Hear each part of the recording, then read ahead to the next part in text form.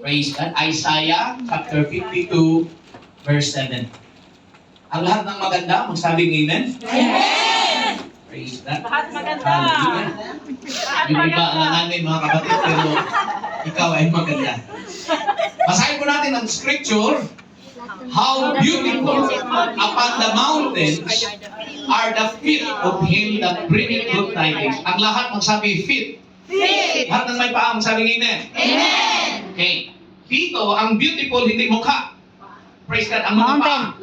Tingnan natin kung paano ito nangyari, mga kapatid. Ayun ano. That publisheth peace, that bringeth good tidings of good, that publisheth salvation, that saith unto Zion, thy God reigneth. Romans chapter 10, verse 15. And how shall they preach except they be sent? As it is written, how beautiful are the feet of them that preach the gospel of peace and bring glad tidings of good things. I will share to you very simple topic this morning, mga kapatid, this afternoon, in his title, Prepared Feet for the Gospel. Praise God. Yugo po natin ang ating mga ulo, mga kapatid. Ikaw ay gospel bearer. Praise God. Kung nakakita ka ng postman, ang postman walang iba, dala kundi mga sulat at i-deliver, mga kapatid, sa bawat bahay. Ikaw ay gospel bearer. Ebanghelyo, mga kapatid, ang dala sa iyong kamay. Amen! Amang banal na makapangyarihan sa lahat, wala akong magagawa kung wala ka, Panginoon.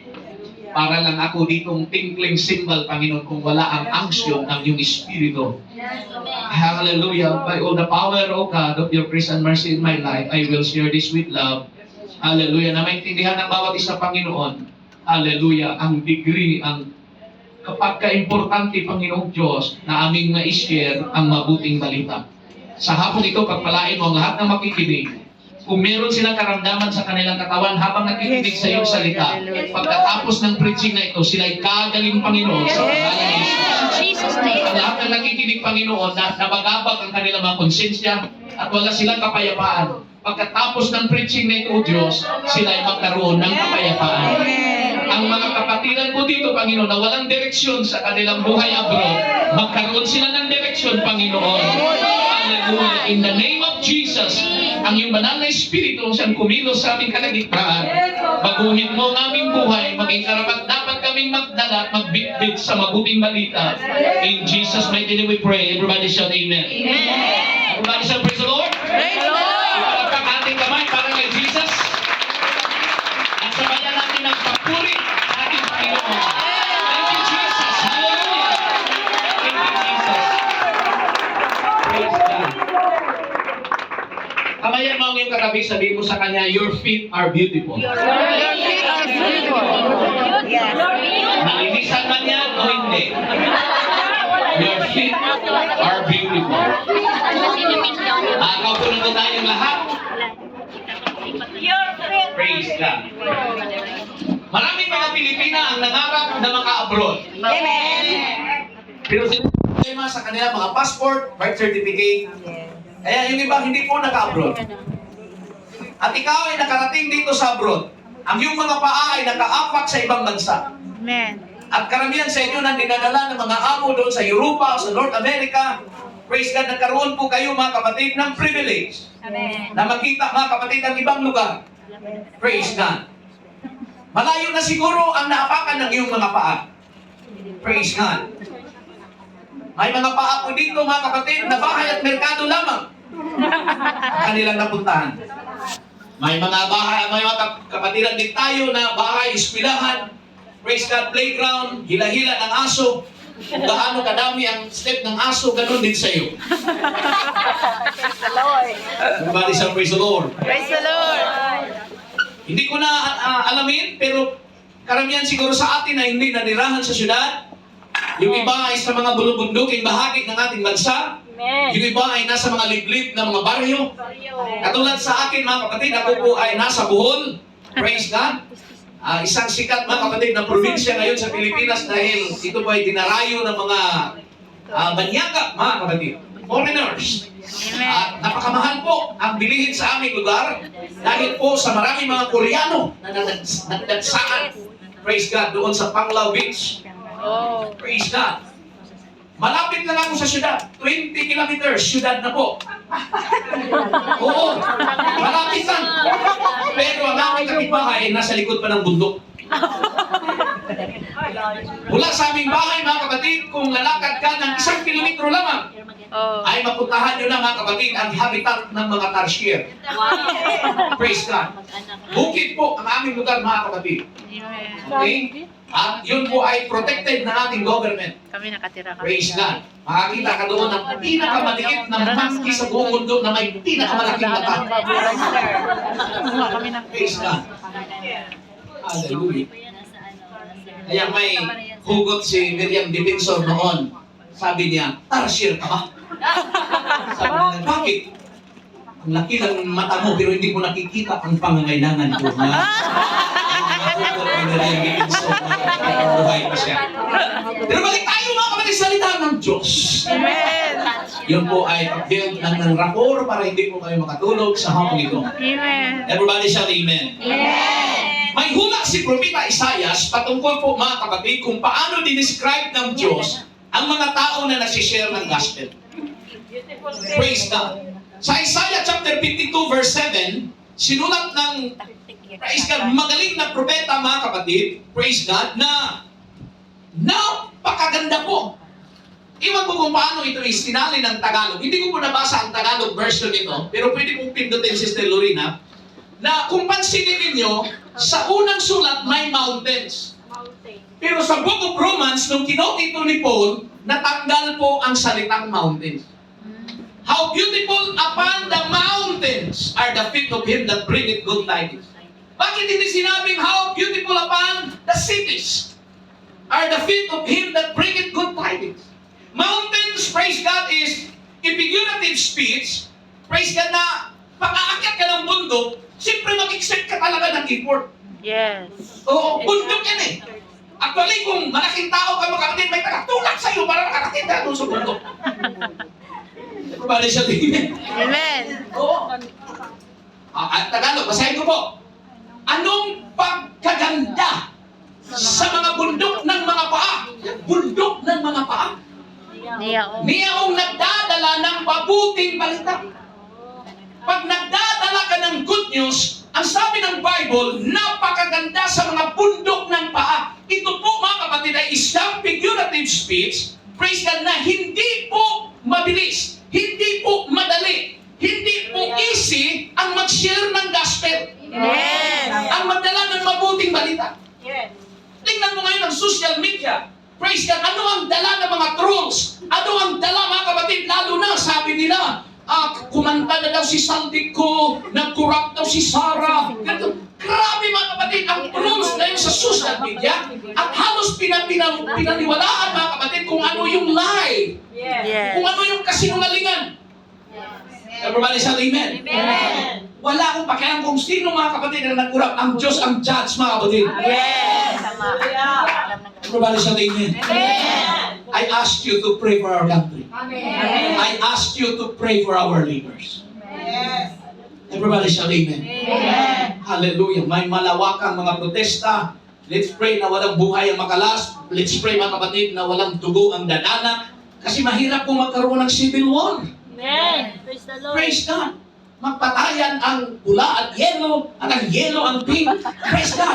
Baka may color na pagpulik mo doon, mga kapatid. Ay, Everybody shout. Baka may color coding na.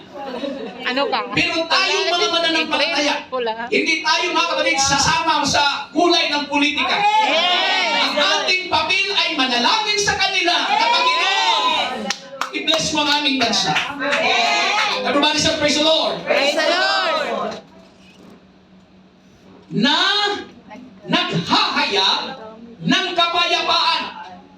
Pag ikaw ay isang tao nagbitbit, dala mo, naghahayag ka ng kapayapaan.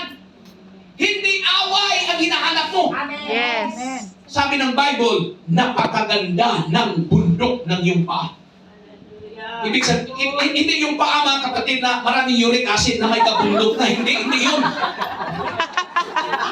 Everybody sabihin. Ito po ay paliwanag lamang kung paano Dinescribe ng Diyos. Kapag ikaw po ay magdala ng gospel, salita ng Diyos ang dala mo. Mensahe ng kapayapaan. Amen. Di ba minsan sa church mga kapatid, may mga banggaan, pero ikaw yung peacemaker. Yes. Praise God. Ikaw yung peacekeeper. Praise God. Na nangagdadala ng mabuting balita sa ikabubuti. Kasi may mga mabuting balita na hindi naman ikabubuti. Praise God. Ano yung mabuting balita, Pastor, na hindi ikabubuti? Sampol, gusto niyo? Mga kapatid, napakalaki na ngayon ang rate ng piso. Sayang, wala lang akong piso. Wala akong dala. Pinaligtad. Diba ang ganda ngayon magpadala? Sana. Kasi ang lalaki ng hungkong dollar, mga kapatid. Amen. Kasi bumagsak ang strength ng piso. Kaso lang, wala na tayong ipaman. Mabuting balita, hindi naman ikabubuti, mga kapatid. Na, nagtatanyak ng kaligtasan. So itong mabuting balita na ito, praise God, ang focus nito hindi pera. Nagtatanyag siya ng kaligtasan ng tao. Amen. Oh, na nagsasabi sa Sion, ang iyong Diyos ay naghahari. Pero pagdating ng Book of Romans, kinote itong verse na ito ni Apostle Paul. Ang sabi niya sa Romans chapter 10, verse 15, praise God, how shall they preach except they be sent? As it is written, how beautiful are the feet Of them. of them that preach. Nawala yung bundok eh. Hindi po nagkamali si Apostle Paul. Pastor, na-misquote ni Apostle Paul. Nasaan ang mountains dyan?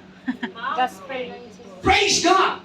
How beautiful are the feet of them that preach the gospel of peace and bring glad tidings of good things. Praise God! Dahil ito po, mga kapatid, ay tumutukoy sa Ebanghelyo. Si Kristo na po ang nagpasan sa lahat ng ating mga bundok. Ibinako ang lahat doon sa krus ng Kalbaryo, mga kapatid. Ano sabi ng Panginoon? Ang ating mga kahinaan, ang ating mga karamdaman, ay ibinako na niya doon sa krus. Praise the Lord. Kung baga, mga kapatid, sa New Testament, tinanggal ni Jesus ang mountain Yes. para maglakad ka na, mga kapatid, sa valley. Amen. Kahayahay na lang ang lakad mo. Praise the Lord. Ang mga propeta noong unang panahon, mga kapatid, pinapatay sila, pinapahirapan. Kahit ang mga apostolis, mga kapatid, ay tinutorture. Yes. Praise God. Ngayon, meron bang mga Kristiyano ngayon na tinutorture? Maliban na lang sa mga bansa. Praise God, na hindi naniniwala sa Christianity. Yes. Everybody say amen. Amen. Ngayon, talagang dinidescribe na ng Bible, mga kapatid, na kapag dala mo palagi ang gospel ni Jesus Christ, na nagdadala at nagtatanyag ng kaligtasan, the scripture said, how beautiful are the feet of those who bring the good news. Na gusto ko maintindihan niyo ito, hindi ito literal na paa. Oo. Kasi marami naman nagsishare, mga kapatid, ng gospel, pero may kakit yung mga paa. Hindi yun. Ang ibig sabihin ng feet, mga kapatid, is a picture or a shadow of a journey of your life. Yes. Amen. Yung buhay mo, mga kapatid. Ano yung journey sa Tagalog, mga kapatid? Ang paglalakbay mo sa buhay na ito. Hayahay ang iyong paglalakbay. Nung high school pa kayo, wala po sa inyong nangangarap na mga bro. Wala. Nung dumating ang panahon, nandito na kayo sa abroad. Amen. Oo. Praise God. Walang nangangarap, wala umuwi. Puro na lang sana ako'y makauwi. Sayang mo umuwi. Praise God. Everybody say amen. Amen. Ngayon, gusto kong ipaliwanag sa inyo, mga kapatid, ang mga bagay na ito. Bakit kailangan i-prepare ang mga paa natin sa pag-share sa Ebanghelyo? Dahil ang scripture nagsasabi, your feet will become beautiful. It speaks about the journey of your life. Yes. Amen. Amen. Praise God. Na hindi ka mahirapan. Beautiful talaga. Mag-abroad ka, grabe. Beautiful lang yung pag-abroad. Pag Amen. umuwi ka, beautiful lang yung pag-uwi. Amen. Pag nagnegosyo ka sa Pilipinas, talagang beautiful talaga. Kung magplano kang mag-asawa, di ba?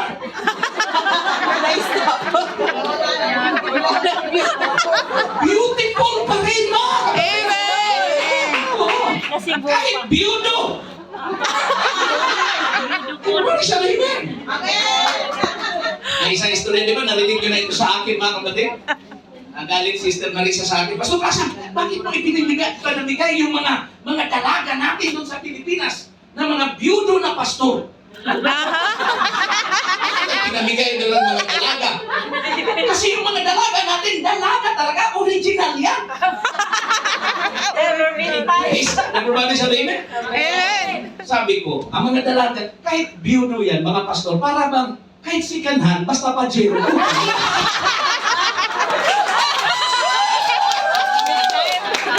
Kasi yung mga dalaga natin, mga original nga, pero old stock lang po.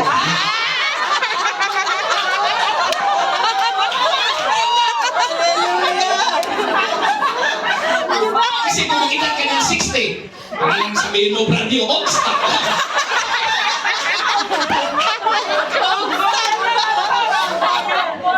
Meron ba na siya, praise the Lord. Praise the Lord.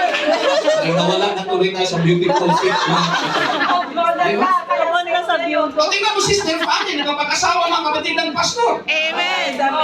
Oo, nasa honeymoon period pa siya ngayon. Kailan yung babalik? Hindi ko alam mga kapatid. Praise God. Oo. Diba? Ikaw pagbalik ko, grabing kansaw niyo pag matanda na dito. Everybody sa amen. Amen. So, nakita niyo yung beautiful fit. Sino? Hindi siya minahamak ng Panginoon. Amen. Binigyan siya ng partner na nasa kawain na ng Panginoon. Amen. Praise God. Hallelujah. So ganun mga kapatid, mauwi ka man sa Pilipinas, nangangamba ka, ano kaya ang source of income ko doon, Pastor Plaza? Kaya hindi ako makauwi-uwi, natapos na yung mga anak ko, pero may apo na naman. Praise God. Katapos ng apo, may apo sa tuhod. Praise God. Pinaoy. Pero kahit mag-desisyon kang umuwi, basta dala mo palagi ang gospel, willing kang mag-share ng gospel, ang sabi ng Bible, how beautiful is your feet. Ang ibig sabihin niyan mga kapatid, safety ang dinadaanan mo, puno ng pagpapala ang dinadaanan mo, hindi ka mahihirapan sa dadaanan mo, dahil ang dala mo ay mabuting balita. Pero kung ang dala mo pag-uwi puro lang chismis, ay wala, mga kapatid, walang beautiful feet na yung mga Amen. Ephesians chapter 6, verse 15. Why we need, praise God, hallelujah, to prepare our feet. This is what the scripture said. Verse 14, unahin mo sa verse 14 sis. Hallelujah. Stand therefore, having your loins girt about with truth. Ito po ay sulat ni Apostol Pablo sa mga mananampalataya sa Efeso, na ang bawat mananampalataya ay inahalin tulad niya ng isang sundalo. Kita na ba kayo ng sundalo? Yes. Okay. Ang sundalo may armas o wala? Meron. Meron. Legal niya o hindi? Legal. Legal kasi nagtrabaho siya sa gobyerno. Ngayon si Apostol Pablo sumulat sa mga mananampalataya sa Efeso, ang sabi niya, stand therefore. Kailangan kung ikaw ay tinawag na bilang sundalo mga kapatid, huwag kang paawol-awol dyan. Praise God. Stand therefore. Tumayo ka. Having your loins, ang loins mga kapatid, itong hips, gird about with truth. Kailangan may belt ka mga kapatid para doon ilagay mo yung pistola mo doon o ano pang dapat mo ilagay sa belt mo. Oh. Pero ang belt mo bilang Kristiyano, praise God, katotohanan. Belt or gird about with truth. Yes. Kumbaga sa amen. Amen. Kasi pag Christian ka, pa-hallelujah, hallelujah ka dyan, eh may kabit ka naman pala. Eh wala kang belt of truth. Amen. Everybody sa amen. Amen. So kailangan kung Kristiyano ka mga kapatid, kailangan magbakos ka rin, sinturon. Sinturon. Masaya kasi ako, pasensya na kayo. May sinturon ka ng katotohanan. Amen. Having on the breastplate of righteousness. Ang mga sundalo at polis ngayon, meron na po silang cover dito. Yes. Price ka na bulletproof yan. Yes. Kinukubiran nila. Bakit dito, Pastor? Kasi ito, vital parts ito. Pag natamaan ang puso, patay ka. Pag natamaan ang lungs, patay ka. Yes. So, kailangan kuberan ang vital parts ng Amen. buhay. So, yun po ang breastplate of righteousness. Sa Kristiyano, mga kapatid, dapat may bulletproof ka ng righteousness. Amen. Ano yun? Binalik mo ni Amo ang sukli, kahit hindi sinisingin. Amen. Pinakita mo sa kanya mga resibo, kahit hindi Yes. sinisingin. Yes. Righteousness. Praise God. Hindi ka nagsisinungaling sa husband mo. Pag nagtawag ang husband, darling, nasaan ka na ngayon? Nandito ako sa simbahan. Talagang simbahan. Hindi ka sa doon sa ali-aliwan or ali-ali. Talagang nandun. Totoo yung sinasabi mo. Amen. Yes. Sis, hindi kita pinatamaan, sis. Verse 15. Ano sinabi ng verse 15? On your feet. Ito naman. Ang lahat magsabi, ang aking mga paa. Ang aking mga paa. Shod with the preparation of the gospel of peace. So sa isang sundalo, meron siyang boots. Pero sa isang Kristiyano, kailangan ihanda mo na ang iyong mga paa. Ang ibig sabihin na yung buhay mo sa paglalakad, Yes. shod with the preparation of the gospel of peace. Amen. Kailangan mga kapatid, bilang OFW, nag-church ka dito mga kapatid, kung sakaling pauwiin ka, praise God, kung sakaling uuwi ka na sa Pilipinas, huwag mong tanggalin ang boots mga kapatid sa iyong pagka-Kristiyano. Amen. Kasi maraming mga umuwi, abahan na bago na, hindi na Kristiyano itsura. Kristiyano lang ako sa Hong Kong, pastor, kasi may Hong Kong dollar. Dito kasi piso na, nahirapan pa ako paano maghanap ng piso. Kaya, pag Sunday, pastor, hindi na ako nag-church. Ala. Kasi sayang, pastor. Ano? Praise the Lord. Praise God. Kasi sa Hong Kong, pastor, nag-church kasi day off kasi, pastor, eh. Aha. Pag umuwi ka sa Pilipinas, pagdating ng Sunday, ituloy mo ang pagkakristiyan. Amen. Amen. Kahit saan ka mapunta, mga kapatid sa mundo nito. In fact, you need to prepare yourself. Ang salitang shod, mga kapatid, ay sapatusan mo yan, sandalan mo, mga kapatid, ang iyong mga paa. Yes. Preparation. Preparation. Hindi ka pa nakapag-share, pero nag-prepare ka na. Amen. Praise God. Kasi siguro yung pamilya mo hindi pa po saved. Siguro ang iyong pamilya hindi pa po nakarinig sa gospel, hindi pa po nabaptize, hindi pa nagsisi, mga bisyuso pa mga kapatid sa buhay. At ikaw lang ang inihanda ng Diyos, mga kapatid, na pag-asa, mouthpiece para sa kanila. Naparinig nila ang mensahe ng Ebanghelyo. Amen. Everybody say amen. Amen. Now there are three things that I'm going to emphasize today. Experience, growth, and reach. Kita niyo sa screen. Lahat magsabi, experience, Experience. growth, Growth. reach. Reach. Rich. So saan ang paa na maganda dito, reach? Yes. Hindi ka maka-reach ng mga tao kung wala kang experience. Bakit? Tama. Wala kang personal testimony. Yes. Yes. God. While you are serving the Lord, this is our experience. Amen. At kapag patong-patong na ang iyong experience, hindi mahirap magtrabaho. Maghanap ng trabaho. Tama. Yes. Amen. Kasi ang hinahanap sa mga kumpanya ngayon, may experience ka ba? Kahit may mga amo, may experience ka ba na magluto ng western food? May experience ka ba na magluto ng Chinese dishes? Meron. May experience ka ba? Marunong ka ba mag-Cantonese? Marunong! Oh. Wala nang tanong-tanong. Tama. Praise God. I-hire ka kagad dahil sa experience mo. Amen. Bihira ka lang makakita ng employer ngayon na nagsasabing, no experience, okay lang. Yes. Pero lahat sa kanila gusto nila, kahit sa mga driver, gusto nila may experience. Yes. Pero paano tayo magkaroon ng experience sa Panginoon? Stay, learn, submit yourself to the will of God. Amen. Everybody say amen. Amen. Kasi kung meron ka ng experience, that's the time that you will expect a spiritual growth. Kasi kung palagi ka sa simbahan, mga kapatid, at hindi ka namumunga, hindi ka tumubo, there's something wrong with you. Yes. Totoo. Diba? Sino dito makapagsabi na mula nung pumasok ka sa church, mula na ibinigay mo yung buhay sa Panginoon, nakikita mo yung changes ng iyong buhay. Taas ang kamay. Amen. Praise God. May changes talaga eh. Amen. Amen. Praise God. There is a growth.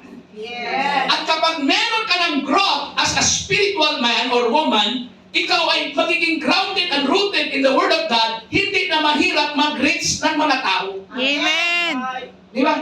Anong sabi ni Jude? Praise God that you must preach them out from the fire. Kapag ikaw ay nag-share ng gospel, kapag ikaw mga kapatid na nag-akay ka ng kaluluwa, para mo silang kinuha mula sa apoy, iniligtas mula sa apoy. Yan ang sabi ni Jude. Amen. Pero marami kasing nagre-reach, mga kapatid, sila ang nadala. Oh. I-reach ko si brother pastor. Sige, siya ang nadala. Na-rich. Bakit siya ang nadala?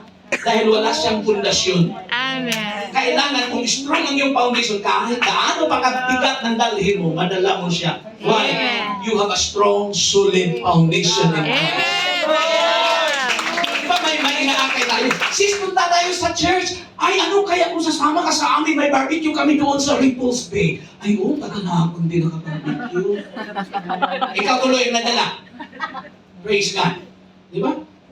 Pero kung strong ang iyong foundation sa Panginoon, sila ang iyong madala. Amen. Everybody say amen. Amen. Hallelujah. So, how can I reach people? How can I share the gospel to our Lord Jesus Christ? To the gospel of our Lord Jesus to those people who don't know Him. Psalms 68 verse 11. Ano sabi po dito mga kapatid? The Lord gave the word. Ang Diyos, mga kapatid, ang nagbibigay ng salita. Amen. Ang Diyos ang nagbibigay ng instruction. Pag sabihin mo sa isang tao na, sis, magbago ka na sa buhay mo, hindi mo naman sarili yun eh. May verse ka eh. Ang Diyos ang nagbibigay ng salita. Ano sabi niya? Great was the company of those that published it. Mga kapatid, walang problema. Kung mag-video ka sa Facebook mo, nag-live ka sa kung paano mo priniprito ang daing. Walang problema yun. Pressure, amen. Oh. Kung paano mo nililisan yung kubita, bakit? Nag-live ka, walang problema. Pero, ang sabi ng Diyos, kapag nagbigay ang Diyos ng salita sa iyo, and then you publish it, sinishare mo ang Word of God, halaga sinishare mo mga kapatid ito sa mga tao, sabi ng Bible, great was the company. The word greatness, talagang there is a delight from heaven, natutuwa ang langit kapag ang ishare mo, salita niya. Amen. Yes. Everybody say, praise the Lord. Praise the Lord.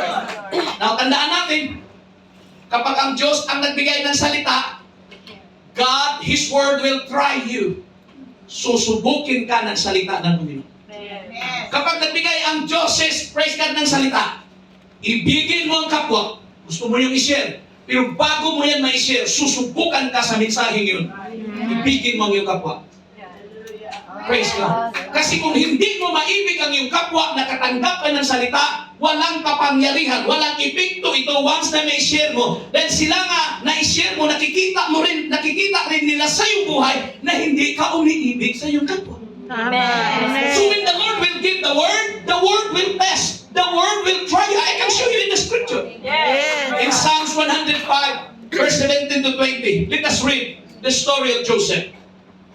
Si Joseph, mga kapatid, ang isa sa mga talagang kontrobersya, isa sa mga nakakaawa minsan na karakter sa scripture. Yes. After Job.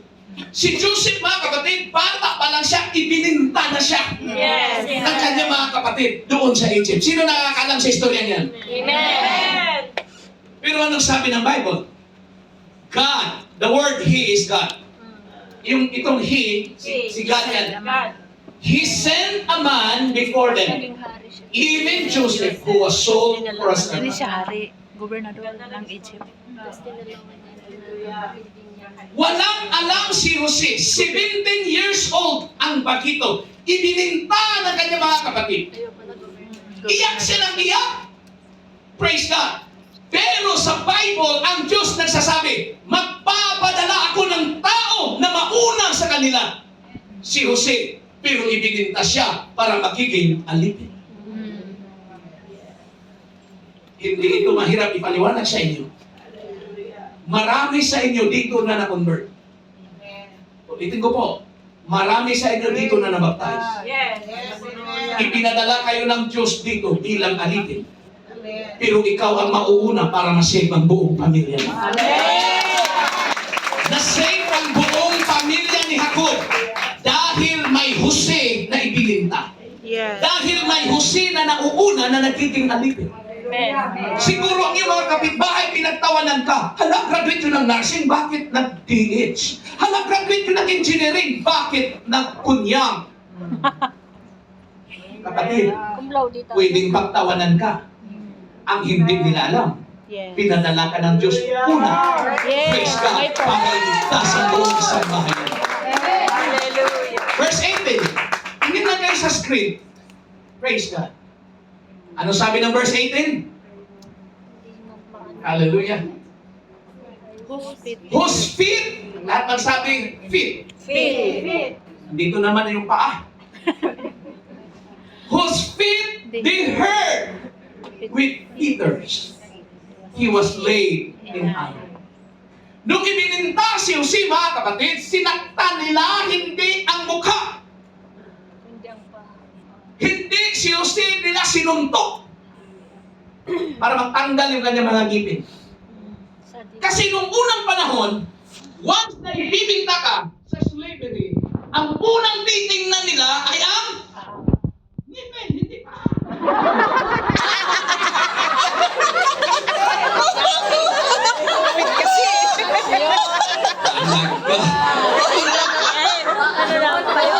Titingnan nila ang iyong ngipin. Kasi kung marami na natanggal sa iyong ngipin, mag-iisip na ngayon ang mga buyer, ilang taon ko lang sila mapakinabangan. Kasi ibig sabihin, kung natanggalan yung mga ngipin, matanda ka na.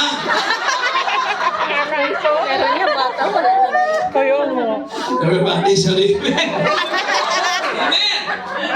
Kaya hindi nila sinuntok si Jose para matanggal yung ngipin niya. Ang sinaktan nila ay ang kanyang mga paa. Whose feet they hurt with feathers. Hindi po basta-basta ang iyong pag-abroad. Yung iba sa inyo ayaw sumakay ng eroplano doon sa departure area dahil may mga anak nandun sa likod ng salamin. Mama! Babay! Kailan ka uuwi, Mami? Parang ayaw mong ilakad ang iyong paa papasok doon sa boarding gate. Yes.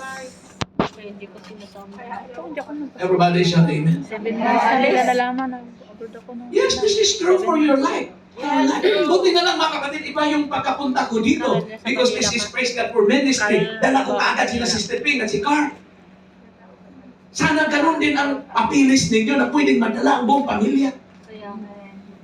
Everybody shout amen. Your feet has been hurt with feathers. He was laid in iron. Yan ang literal na nangyari kay Jose. Sinaktan nila ang mga paa ni Jose. Tinalian ng bakal ang kanyang mga paa. Paano ka maka-escape kung tatalian ka ng bakal? Wala. Para kang tinatalian ng 2 taon na bakal. Pastor, gusto ko na umuwi, pero kakapirma ko lang ng kontrata. Wala na, hindi makauwi. Ganggap ko yun. Umiiyak na ang bunso. Umiiyak na si panganay. Nagkabagang mailiw. Dahil si Papa may lagnat. Walang maghilot. Sabi ni Papa, sumakay na lang kayong dalawa sa likod ko. Kasi wala si Mama na maghilot sa akin. Yan ang hirap. Pero nagkasal. Malayo pa ang katapusan. Hindi ko pa kaagad papadalhan.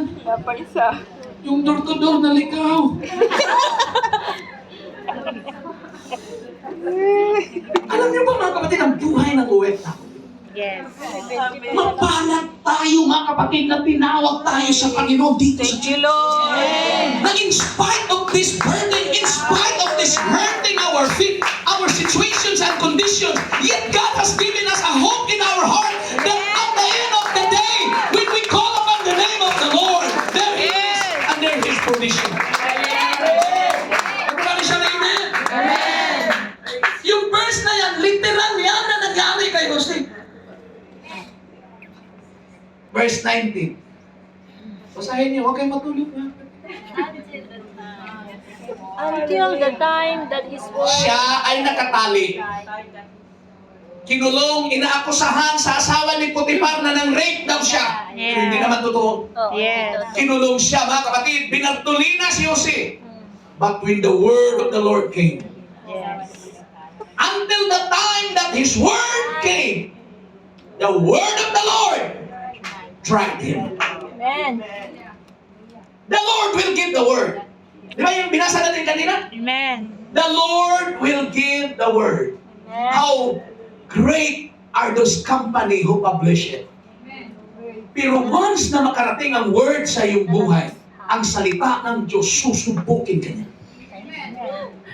Sister Del, kung makarating sa iyo ang Malakay 3:10 na hindi alam ng iba, susubukin ka ng Malakay 3:10. Kung makarating ang 1 Peter chapter 3 verse 15, sinabi ng Diyos, "Be ye holy for I am holy, saith the Lord." Pag i-share mo yan sa iba, susubukin ka ng word if your life is holy or not. If your life is separated or not. Amen. Yes. Praise God, pag nakarating sa iyo ang word of God, hallelujah, ng forgiveness, pagpakumbaba, susubukin ka muna. Bago mo yan i-share sa iba. Yes. Kaya mga kapatid, nung dumating ang salita ng Diyos sa buhay ni Jose, nasubok siya sa salita. Bakit? Inakusihan si Jose sa asawa ni Potiphar na ng rape. Pero naggumanti ba si Jose? Hindi. Hindi gumanti si Jose nung siya ay nagiging prime minister ng Egypt. Yes. Nung dumating ang kanyang mga kapatid na nagbinta sa kanya at nagpakilala na siya, "Ako si Jose na inyong ibininta." Natakot ang kanyang mga kapatid dahil nag-iisip sila ng revenge mula kay Jose. But the word of God tested and tried Joseph. Hallelujah. Receive the word. Hallelujah. Nung natanggap ni Jose ang salita, mga kapatid ng Diyos, sinubukan siya. Nung nakita na ang kanyang kapatid, hindi galit na sa kanyang puso. Bakit? He received the word of the Lord. Ano sabi ng God? "I send you her first to save your family." Pinadala kayo dito. Pinadala kita una dito para iligtas ang iyong buong pamilya. Noong natanggap niyo siyang salita, hindi na po galit ang nasa kanyang puso. Amen. Kundi pag-ibig. Nung napasa ni Jose, hallelujah, ang salita ng Diyos, anong ginawa ng hari? Verse 20, last verse. Sabi ng hari, "The king sent and loosed him, even the ruler of the people, and let him go." Naging malaya si Jose nung pumasa siya, nung na-test niya, nung na-test ng word of God ang kanyang buhay, na walang paghihigante dahil naintindihan niya, ako'y nauna dito para iligtas ang buong sambahan. The king sent and loosed him. Pinakawalan siya ng hari at binibless siya, naging ruler siya sa mga tao. Ngayon siguro mga kapatid, parang feeling mo na makabigat ang pasanan yung balikat na responsibilidad sa iyong pamilya. Pastor, ako lang ang kumikita sa aking pamilya. Ang dami mo maasa sa akin, Pastor. Kulang pa ang aking sahod, Pastor, na para bang gusto kang makawala, mga kapatid, sa papel na ginagampanan mo sa iyong pamilya. Pero sa akin, But I will tell you, praise God, if you will just continue to bring the good tidings, there is a day that the King, hallelujah, will loose, hallelujah. The King will set you free. Hallelujah, you will be a blessing to all your family. Everybody say, praise the Lord. Hallelujah, great is the faithfulness of God. How can we reach these people if we have no experience, hallelujah, of the Word of God? How can we reach these people if we have no growth in our faith? Amen. We can have only growth if we remain in Him. Yes. So ngayon mga kapatid, sabihin mo, Pastor, magmula ngayon, dalhin ko na sa aking kamay ang mabuting balita na nagtatanyag ng kaligtasan sa lahat